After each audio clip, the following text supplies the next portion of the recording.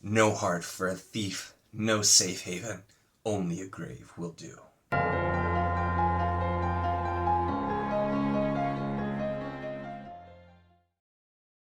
Hello and welcome to my channel. In this video we are going to be talking about No Safe Haven by James Lloyd Dulin, which is book 2 in the Melito trilogy.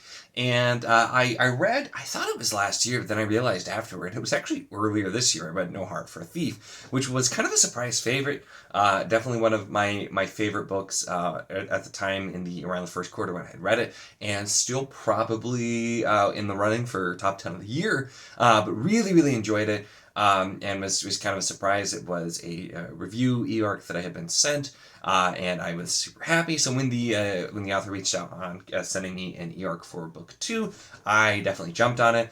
And book 2 is now out. I didn't get to it ahead of time, but I've been really excited to get to this one.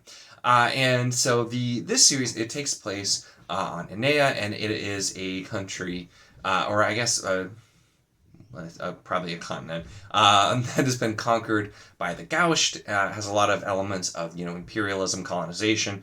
The Gausht coming over, taking over, and they have these crystals that they're able to steal spirits from. And then our main character Kalo is, among other things, a spirit thief, which are these people who have the ability to take spirits from others just using their powers. And the spirit that was originally called the balance, that was supposed to balance out so that if people were misusing the powers they get from the different other spirits, the balance person could come and then take that away. But they've been much maligned, and that's where the no heart for a thief, no safe haven, only a grave will do. They're called the Melito, and it's this horrible thing. So he's trying to deal with that in the first book. But we also get flashes of something that he's done that has also made him like a hero, and so he has kind of a complicated story.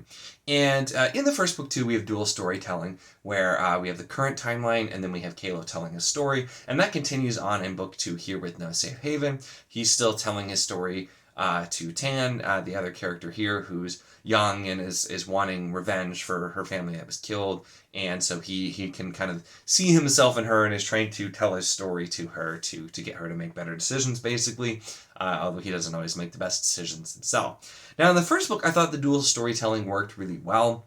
I felt like it worked less well in this second book, largely because the two timelines were a little bit too similar for me. We go back and we see Kalo, who is... I should note too that this is a non-spoiler review, and I'm not going to super big... I'm probably going to spoil No Heart for a Thief, so I'll note that I'll put a tag there where you can jump to the end to kind of have my final thoughts, but I am going to talk about some things that are not spoilers for this book, but will spoil some events from No Heart for a Thief, so be aware of that. No Heart for a Thief spoilers.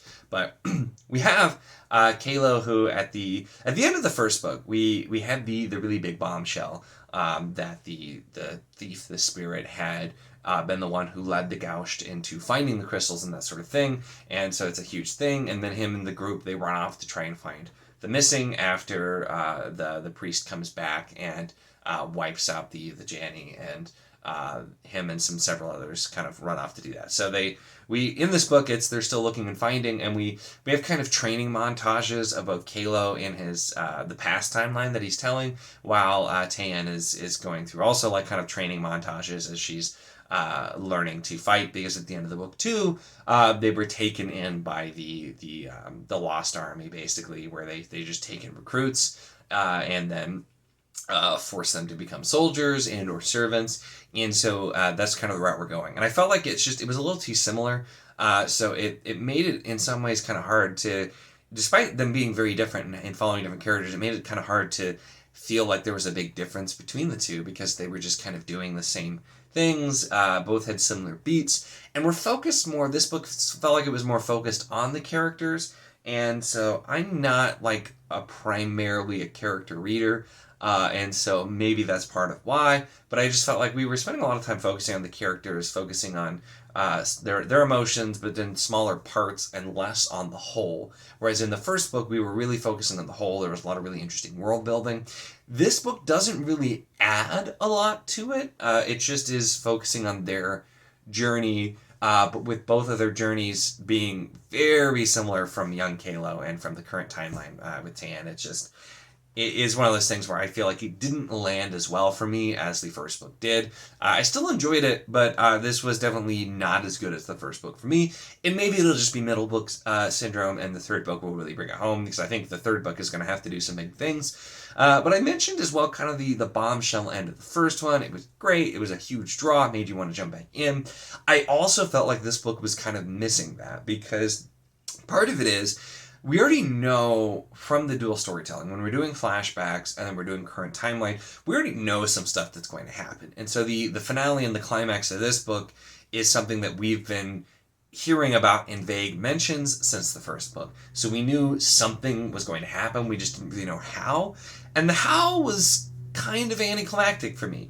It was super quick and not a ton happened, and then the other the current timeline finale as well also just was like, yeah, of course that was going to happen. That was kind of what they were going to do. So there wasn't really anything that was this big, shocking type of bombshell. I'm like, I don't know what that would have been, but just the thing that was kind of presented as being a big deal wasn't used to a ton of like flair, I guess, like it was with the first one. That was definitely a big change to the world and to the characters, but here we just kind of I don't feel like really got that. So still a good book. It's well written, and a lot of strong character development here, but I felt like I was missing a little bit more of the contrast between the two timelines, and I was missing that kind of big epic feel that we got from the ending. Now the other thing I'll mention, which this is one of my minor complaints, and it's just more of a nitpick me, but the amount of times we use the main character getting knocked over the head and blacking out because we don't know how to pivot to a different scene started to irritate me. Now, another example of this would be Faithful in the Fallen, where that kind of stuff happens all the time, and it's still a series I also really, really enjoyed. It's one of my favorites just because the good outweighs the bad, and that was the same here. It's not like it really brought the book down, but like, authors, come on, don't overuse getting hit in the head and blacking out. It's just it's too easy. It's a crutch to move between scenes. Stop overusing that, because a lot of people do it. That was definitely kind of a minor complaint for me with it. But another thing I do want to talk about that I think was really well done in this one is the first book is focusing a lot on the colonialism, and just the Gauche taking over. In this book, we spend very little time really seeing the Gauche, though. We're focusing on the missing and the lost army, two groups who are made up of Aeneans and who are trying to fight back in their own way. And the strength here is that we're focusing a lot more and kind of seeing that, like, hey, it's bad on both sides. And that's, I think, an interesting complexity here, because we see these other groups and they also have people who are greedy and who are selfish and who are just thinking about their own power more so than they're thinking about actually freeing people and actually doing good. Is more so, how can we win, but also how can we win and retain as much power as possible, and that kind of thing. So kind of seeing that other side instead of looking at like, oh, it's just these poor miserable people who are just trying to get by. We saw a lot of it in the first book. This is showing there's all those people are still there, they still exist, but this is kind of showing the other side of the coin, where even here the people who are from this land, they can still be just as crappy as the Gauche in a lot of ways, and doing kind of the same things, because this book is dealing with them kidnapping people, forcing them into servitude as soldiers, to go die on the front lines to just keep them supplied, basically, and with trying to get all the different supplies they need, and forcing these people. So we're seeing our characters deal with that, which I think is an interesting dichotomy to look at both sides there. Now, that was a strength, but also we kind of do that with, once again, both timelines. With the past, the flashbacks where Kayla's telling a story, and with the current timeline, we're dealing with that theme in both. And so that's where, once again, I just felt the two timelines were a bit too similar, and that's what kind of held this back from being like a runaway 5-star, like the first book was for me.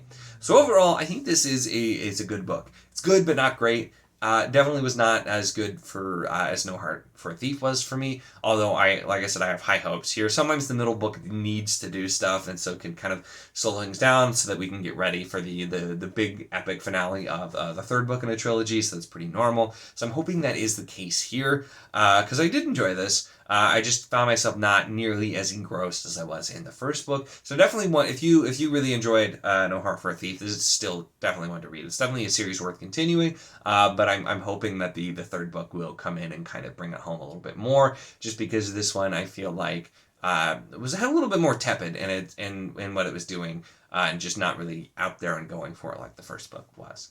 So overall, those are my thoughts on No Safe Haven, Book 2 in Melitu by James Lloyd Dulin. Definitely let me know your thoughts if you have read this, if you agree or disagree with anything that I said here, and I always love to hear your thoughts, so definitely let me know. Make sure to give the video a like if you enjoyed it. Check the link in the description, as always, for the Wizardly Enclave Discord if you want to chat books, whether this book, other books, any books, really anything at all. It's a lot of fun. We'd love to have you. And of course, if you enjoy my content, make sure to subscribe.